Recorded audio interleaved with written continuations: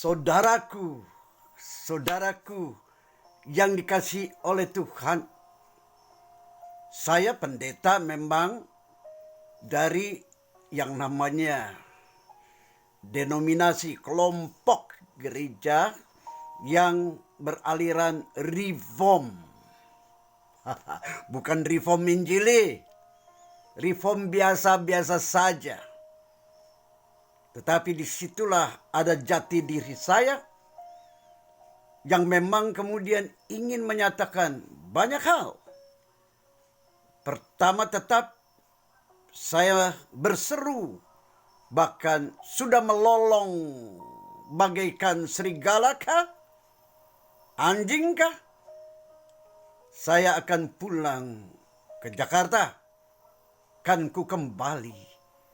Tetapi langsung juga ke tepi Sungai Cisadane yang kemudian saya serukan, selamatkan Kali Cisadane. Wahai Bapak Luhut yang mengatur segala ketentuan untuk karantina COVID-19 yang saat ini diancam oleh virus Omikron, semoga saya sebagai satu ulama Kristiani sudah mengajukan kepada Bapak Presiden, Bapak Jenderal Luhut, diberikan satu kesempatan saya ada di tempat karantina yang tidak berbayar. Walaupun saya dari luar negeri, tidak punya duit. Pak Luhut, Pak Jokowi, dari situ biar kiranya kembali ke Jakarta, aku akan kembali. Lalu ke daerah Banten untuk kemudian tetap menjeritkan tentang penyelamatan Kali Cisadane yang sampai Tanjung Burung di sana. Bantarannya hampir diludaskan oleh adanya kekuatan para cukong. Tetapi juga cukong tidak berdaya apapun juga, kecuali ada pamong-pamong yang menjadi oknum yang sudah kehilangan hati nurani. Dan itu fakta, kenyataan.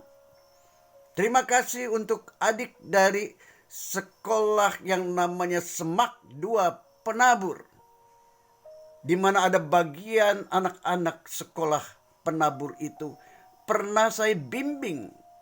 Saya bina secara rohani Bapak Luhut dan Bapak Presiden. Jadi saya di luar negeri juga bukan mencari hidup untuk kemudian mencari duit, tetapi untuk tetap mempunyai andil. Karena itulah tugas rohaniwan dari segala agama, bukan? Baik pendeta, pastor, pandito, ustadz, habaib, kiai. Terima kasih sekali untuk adik dari Semak 2 Penabur. Karena di situ kemudian ditayangkan melalui YouTube. Dan di YouTube pun saya sebenarnya bukan mencari yang namanya subscriber, bukan. Apalagi untuk mendapatkan keuntungan, tidak. Tetapi jeritan hati ini Pak Luhut yang saya ingin kembali ke Indonesia itu untuk melakukan penaburan cinta yang saat ini menjadi sesuatu yang dinista justru oleh pemimpin-pemimpin agama dari segala agama. Disinilah yang menyakitkan. Bahkan saya pun pada waktu menjeritkan Kali Cisadane untuk diselamatkan, musuh yang paling menyakitkan dan paling berbahaya macam Brutus atau Yudas adalah justru rekan-rekan pendeta. Menghalang-halangi anak pemuda remaja yang akan pergi ke Cimaung.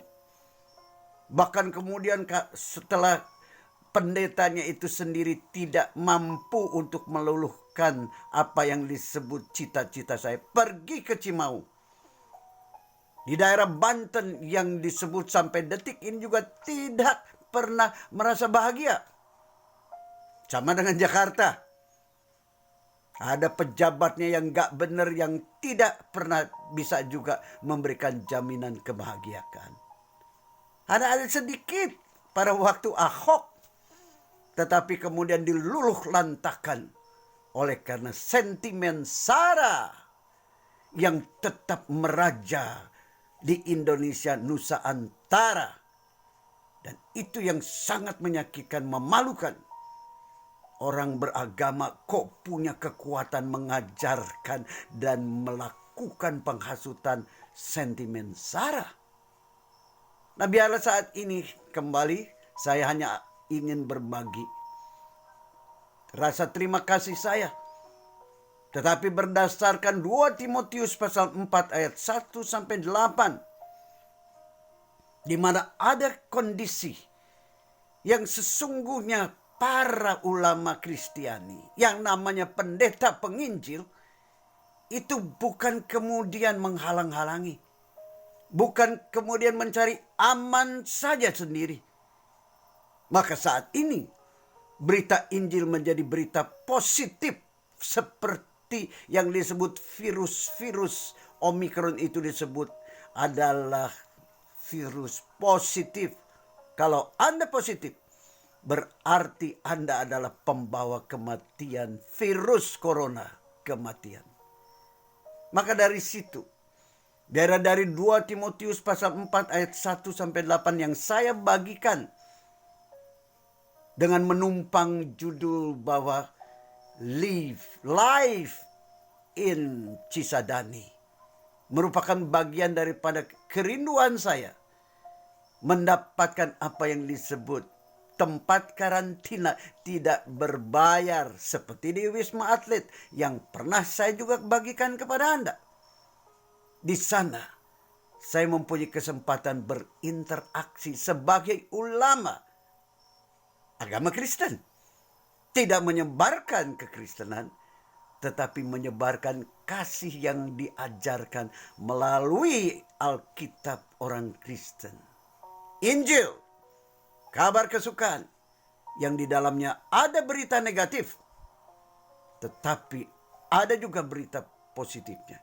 Karena dari positif dan negatif disatukan, terjadilah terang kebenaran, terang cinta, terang air mata, terang pengorbanan kepada tanah air Nusantara.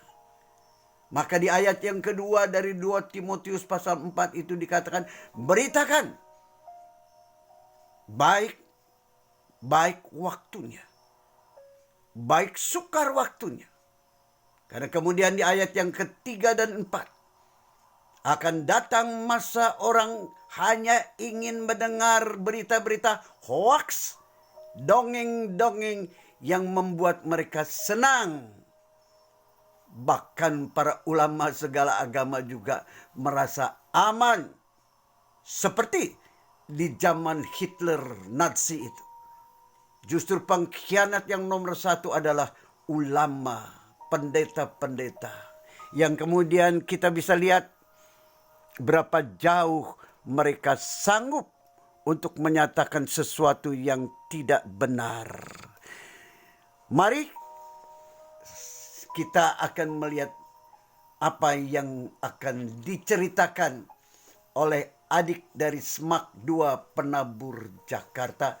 Kiranya Roh Kudus yang sudah bekerja, yang membuat saya saat ini punya bahan untuk menceritakan apa yang menjadi beban saya. Pulang ke Indonesia, kembali ke Jakarta, untuk kemudian meneriakkan dengan air mata, selamatkan Kali Cisadane sampai Tanjung Burung yang saat ini sedang dikurung oleh kekuatan para cukong yang memakai orang-orang yang disebut preman kampung dari kampungnya sendiri. Sekolahnya kurang lebih 3 kilometer dari sini. Saya juga banyak diberitahu tentang keadaan desa ini dan lingkungannya. Di sini rupanya ada beberapa pabrik dan ceritanya karena adanya pabrik maka udara tercemar, bahkan sungai Cisadane pun tercemar. Sayang sekali ya guys. kalau musim hujan dengan curah tinggi banyak daerah Sungai tercemar oleh karena pabrik-pabrik yang didirikan. bantaran Sungai Cisadane sangat jauh. Bantaran ludas karena direbut oleh para cukong yang berkaitan juga dengan oknum pamong. Karena ada loh namanya pendeta Andi Stefanus yang sangat peduli dengan bantaran Sungai Cisadane. Beliau menanam banyak pohon di bantaran Sungai Cisadane untuk menjaga kelestarian udara, bahkan bisa mencegah erosi ketika banjir. Semoga pemerintah setempat dan warga juga bisa melakukan hal yang sama guna menjaga ekosistem bantaran Cisadane. Saya juga berharap suatu saat ketika saya kembali ke sini, air Sungai Cisadane bisa bersih tanpa tercemar limbah pabrik dan limbah masyarakat. Ikan-ikan dan binatang air Sungai Cisadane bisa menikmati hidup selayaknya. Terima kasih adikku.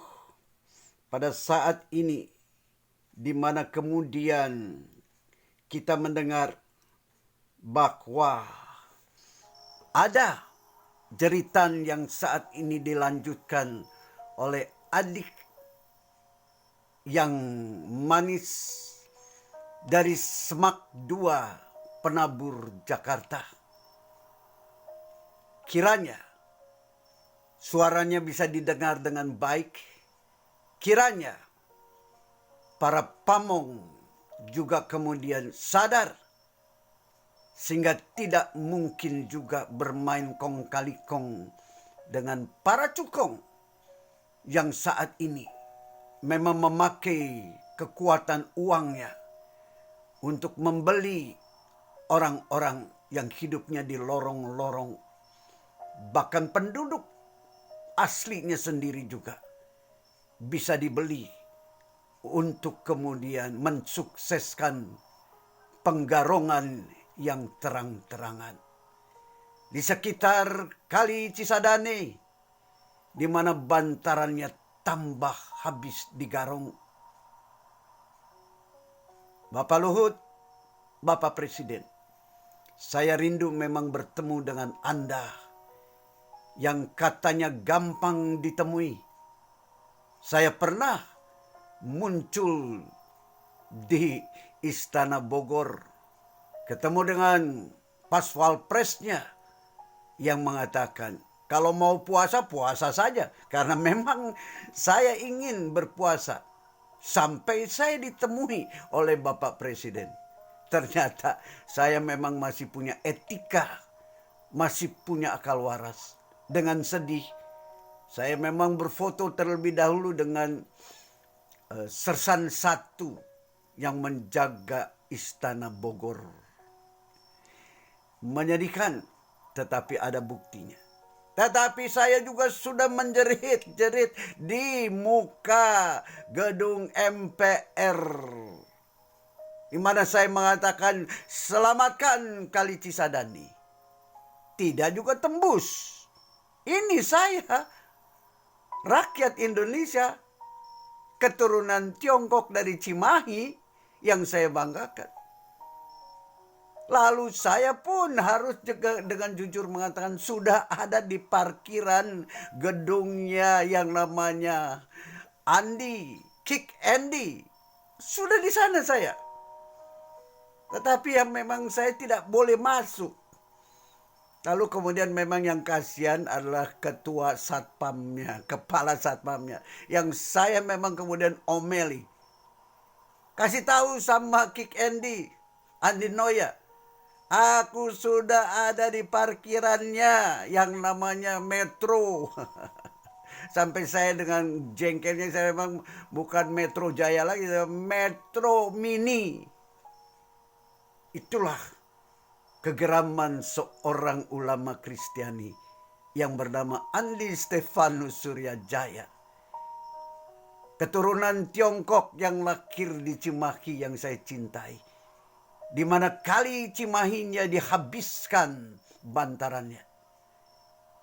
Airnya yang menggerocok begitu deras dahulu, sekarang ludas karena lebih-lebih setelah 3 periode yang namanya penguasa di Cimahi itu, yang selalu beraksesori agamis, menghabis lantakan yang namanya sungai kali Cimahi.